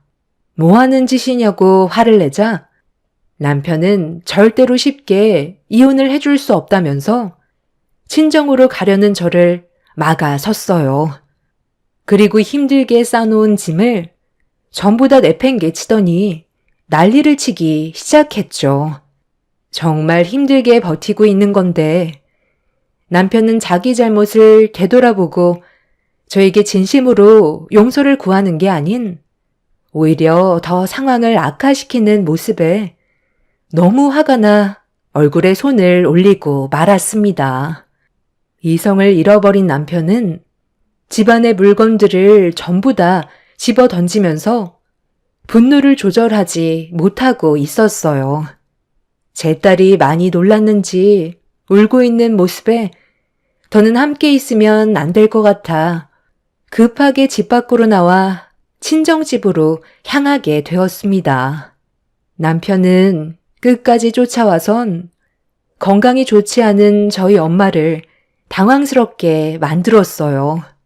저를 밀치고 먼저 거실로 들어간 남편은 저희 엄마한테 따지듯 화를 내면서 절대로 이혼하지 않겠다며 자기 인생 10년에 대해 보상을 해줄 수 없다면 제가 원하는 대로 해주지 않겠다고 목소리를 높였습니다.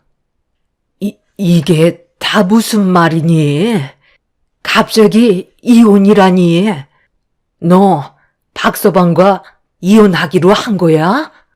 그동안 잘 지내고 있는 것 같더니 그게 아니었던 거니? 장모님, 제가 이 사람한테 실수 좀 했습니다. 그런데 사람은 누구나 다 실수하기 마련이고 앞으로 그 잘못을 2번 다시 저지르지 않으면 되는 거 아니에요? 이게 지금 뭐 하는 짓이야? 우리 엄마 건강 상태가 안 좋다는 거 몰라? 쓸데없는 말 할 거면 당장 나가. 아직 우리 관계가 어떤지 전혀 알지 못하신다고. 왜 말씀드리지 않은 건데?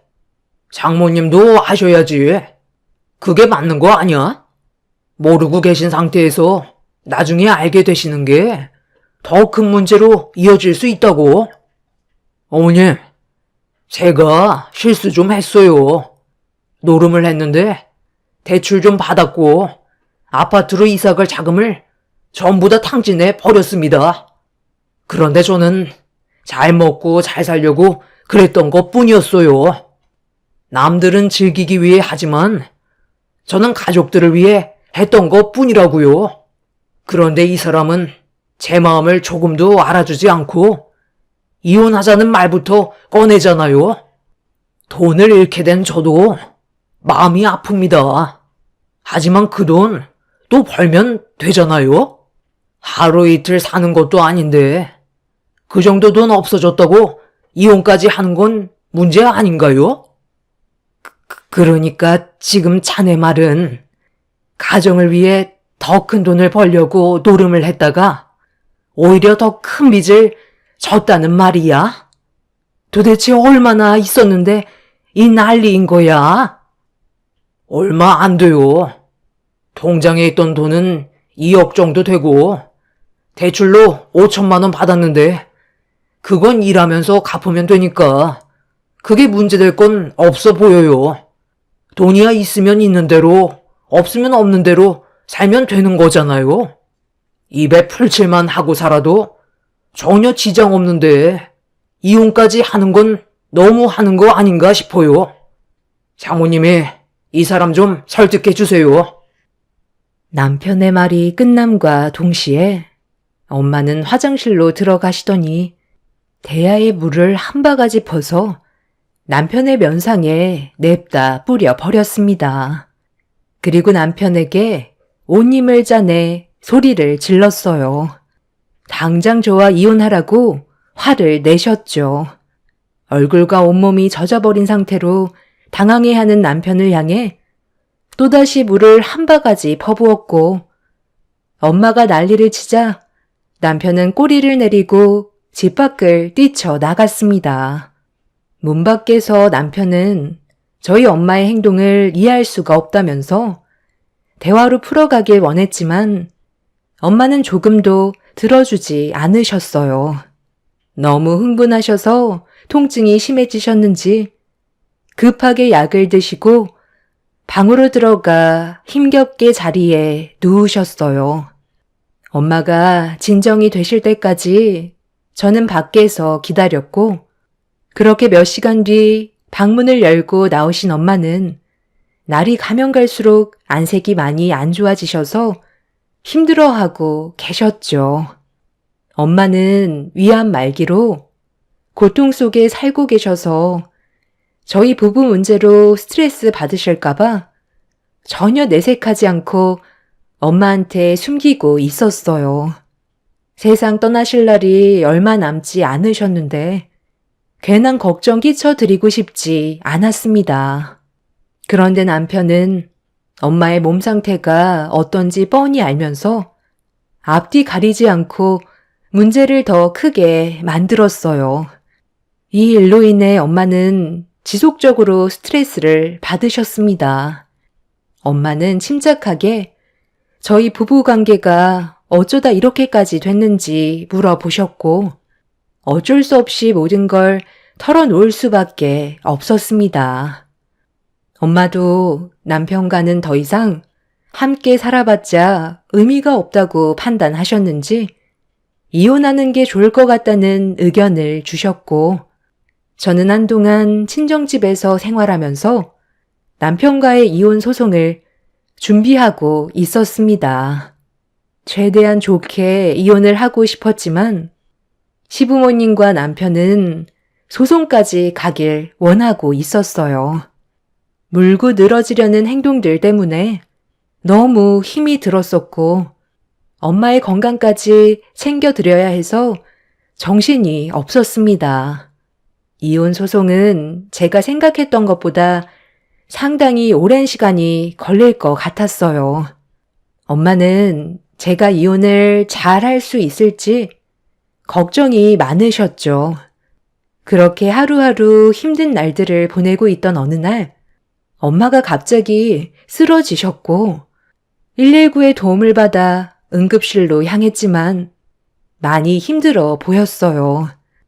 위암 말기였던 엄마는 저와 함께 할 수 있는 시간이 많지 않다는 걸 느끼고 계셨는지 앞으로 독하게 살아야 한다면서 엄마도 먼저 세상을 떠나신 아빠 곁으로 떠나시려고 준비를 하셨어요.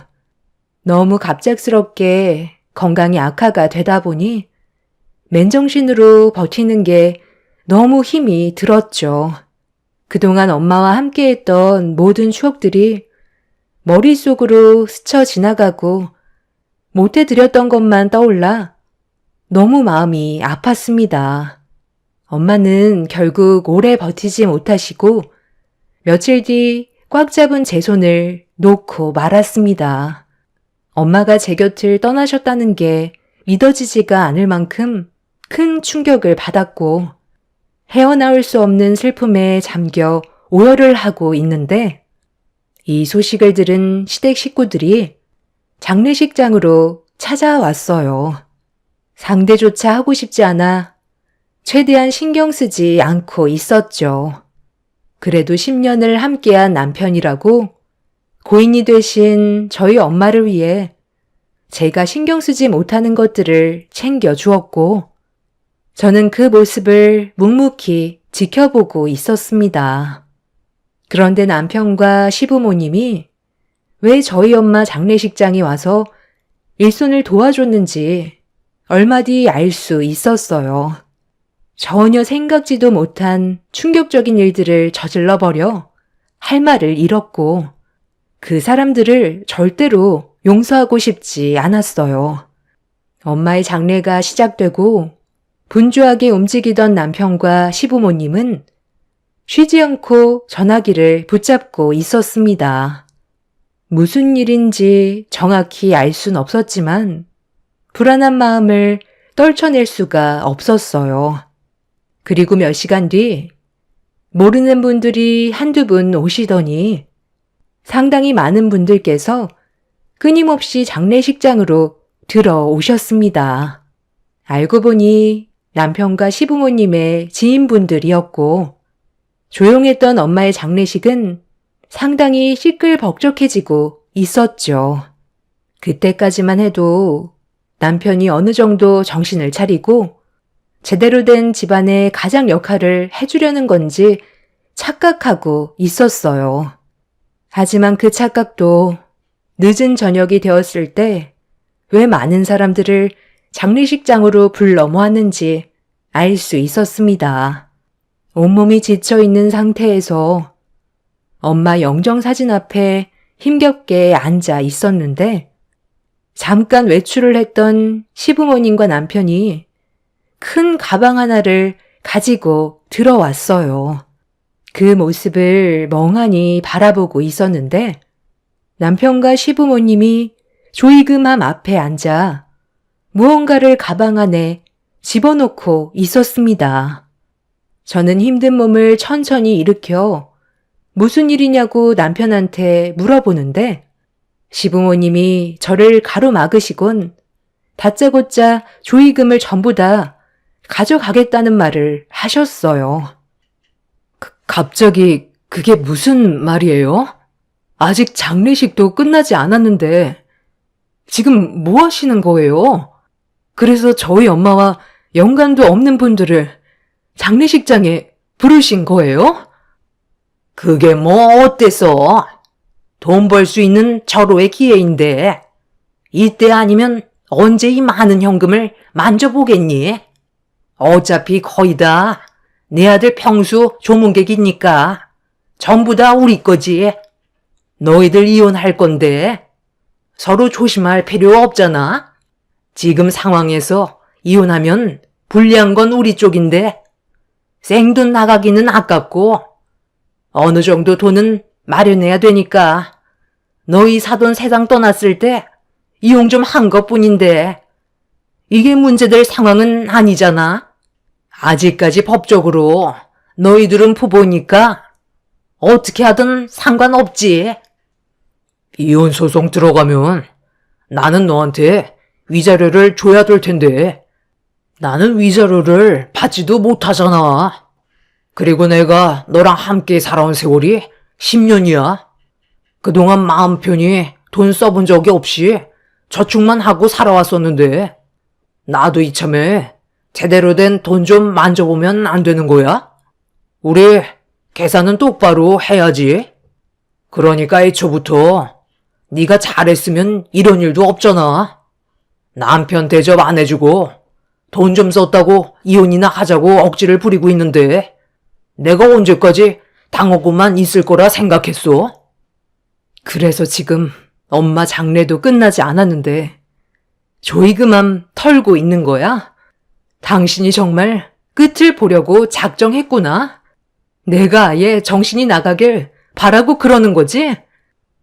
나도 양심이 있지. 설마 여기에 있는 돈 다 가져가겠소? 이 사람은 내가 모르는 사람인데 꼴랑 3만 원이 뭐냐?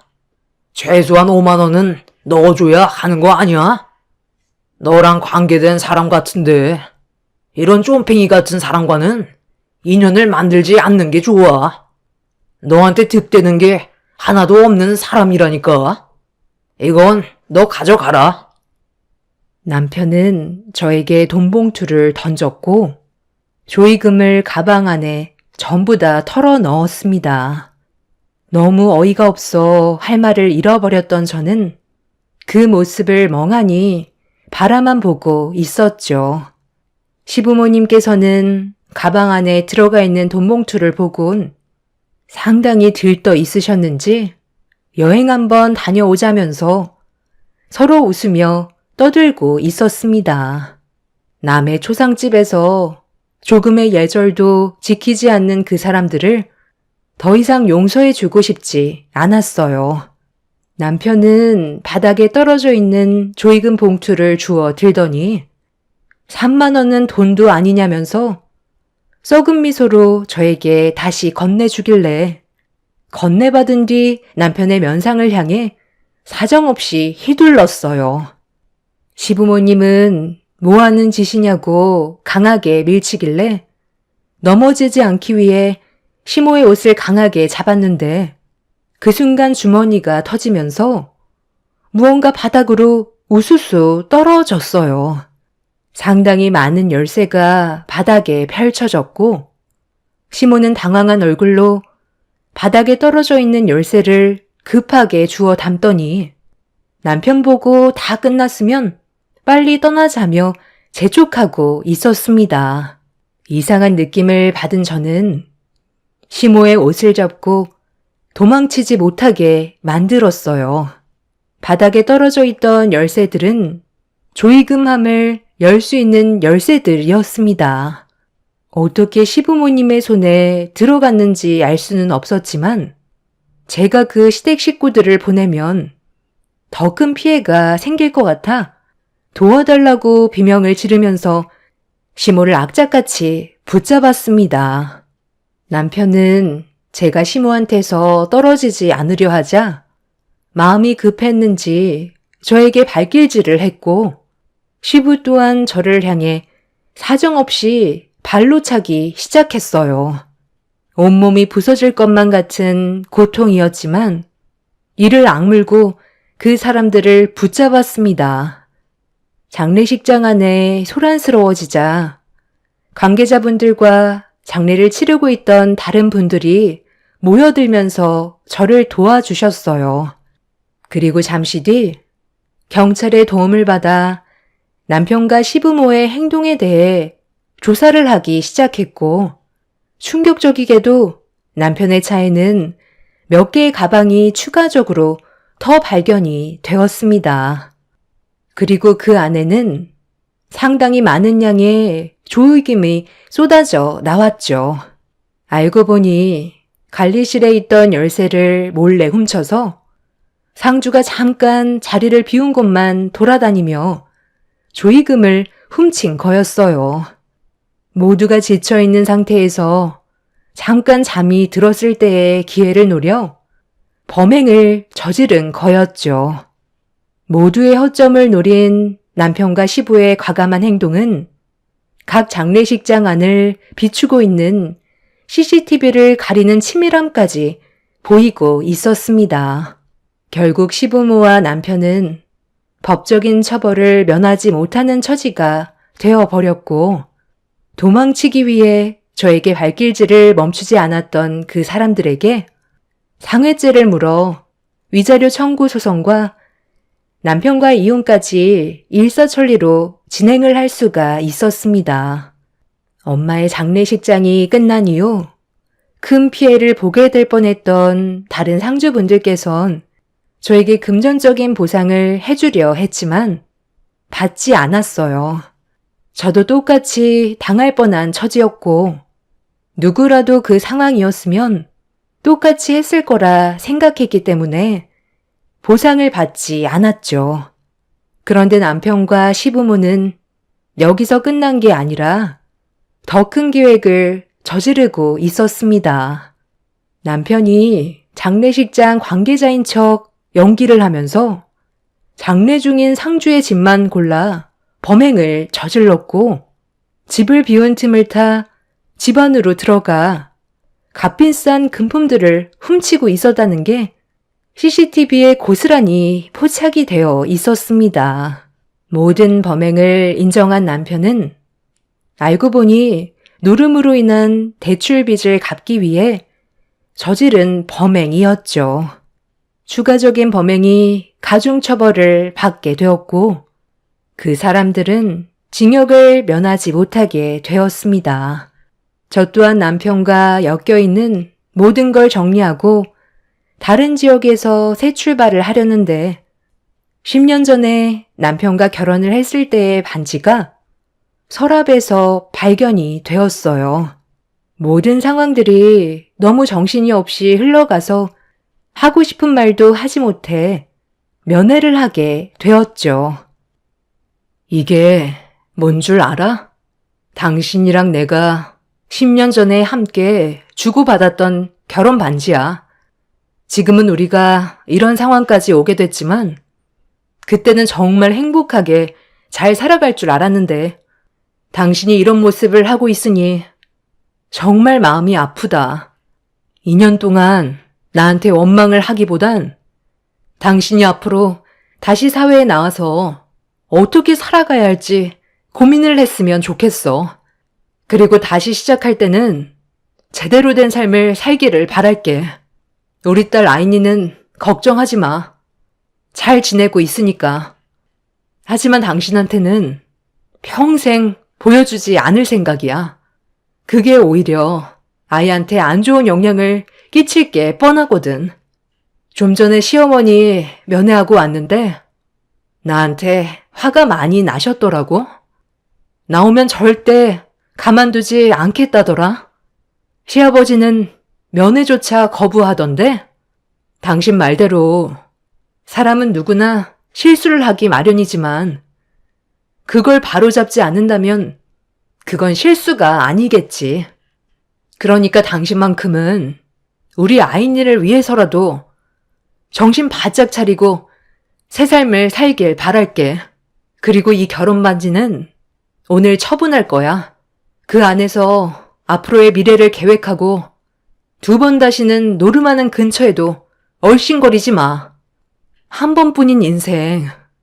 그래도 아이에게 부끄럽지 않게 정상적으로 살아야 하지 않겠어? 이게 누구 때문인데? 나는 당신을 절대로 용서하고 싶지 않아. 내가 출소하자마자 당신 먼저 찾을 거고, 그때는 가만두지 않을 거야. 다 잘 먹고 잘 살려고 했다가 실패를 하게 된 건데, 나를 여기까지 오게 만들어? 내가 절대 찾지 못하는 곳에서 숨어 지내는 게 좋을 거야. 당신을 찾는 순간 어떻게 될지 나도 모르겠거든. 당신을 먼저 처리하고 내 인생을 개척해 나가야 삶이 편해질 것 같아. 10년 전에 당신을 만나지 않았다면 나도 정상적인 인생을 살았을 거라고. 나를 만났으니까 네가 지금까지 살아있을 수 있었던 거야. 나를 안 만났으면 지금 숨쉬고 있었을 것 같아? 진작에 노름에 술독에 빠져서 헤어나오지 못했겠지. 나를 찾아서 뭐 어쩌려고? 무모한 짓 할 생각하기 전에 당신 인생이나 되돌아봐. 태도를 보니까 아직까지 잘못을 뉘우치기에는 시간이 오래 걸릴 것 같네. 그럼 그 안에서 잘 지내. 평생 동안 당신이 찾을 수 없는 곳에서 내 딸과 행복하게 살아갈 거니 우리 걱정은 안 해도 될 거야. 남편은 저에게 상당히 분노하고 있었지만 저는 조금도 두렵지 않았습니다. 그 사람보다 제가 가진 게 훨씬 많았으니까요. 아직 2년이라는 시간이 남았고 그 시간 안에 저와 제 딸은 그 사람들이 찾을 수 없는 곳으로 떠날 생각입니다. 그동안 정말 힘들었는데 이렇게 악연을 끊어내고 나니 제 속이 너무 후련하네요. 무언가 꽉 막혀 있던 게 뚫리는 것 같은 느낌입니다. 세상에는 절대로 만나지 말아야 될 사람이 있다고 하죠. 노름과 술과 여자에 빠져 있는 사람들은 무조건 걸러야 된다고 했는데 저는 그렇게 하지 못했고 힘든 시간들을 버텨왔지만 지금이라도 새롭게 시작할 수 있다는 거에 감사할 뿐입니다. 앞으로 제 딸과 함께 행복을 위해 앞만 보며 뛰어가려 합니다. 여러분들의 인생에도 언제나 밝은 빛만 비쳤으면 좋겠습니다. 제 사연 들어주신 분들, 오늘 하루 행복하세요. 감사합니다.